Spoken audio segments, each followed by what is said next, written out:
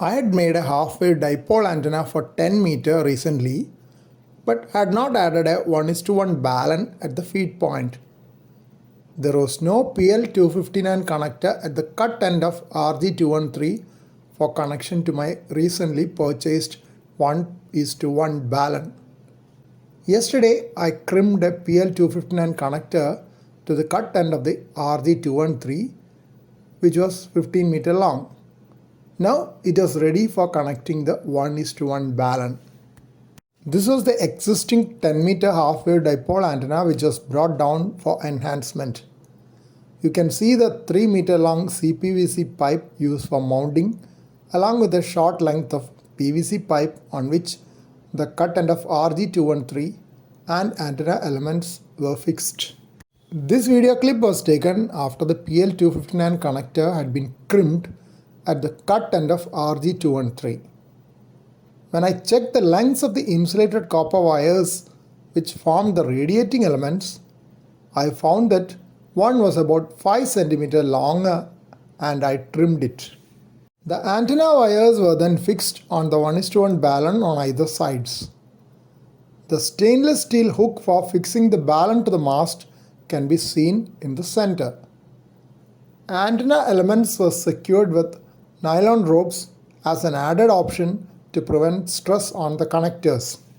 PL259 connector at the end of RG213 coax was then carefully inserted into the SO239 connector on the Balun. To prevent splaying of the inner conductor of SO239, extra solder at the tip of PL259 had been scraped away prior to that.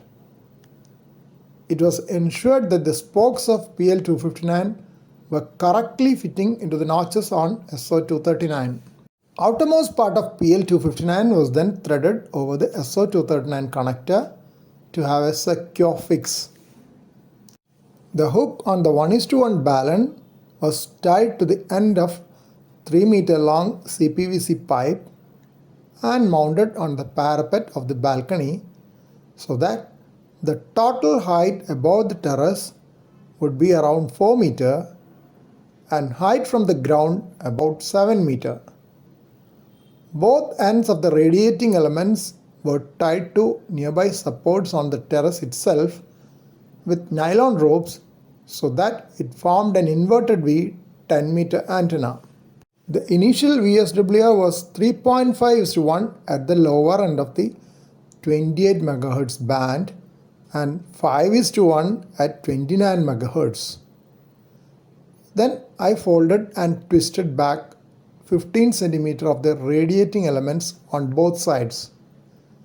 Revised SWR was 1.1:1 at lower end and 2.3:1 at 29 MHz.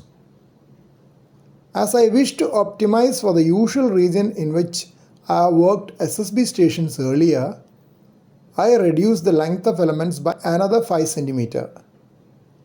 Then VSWR became 2.0 at the lower end of the band and 1.8:1 at 29 MHz. VSWR of 1.1:1 was obtained for the range between 28.4 MHz to 28.6 MHz, which was what I was looking for.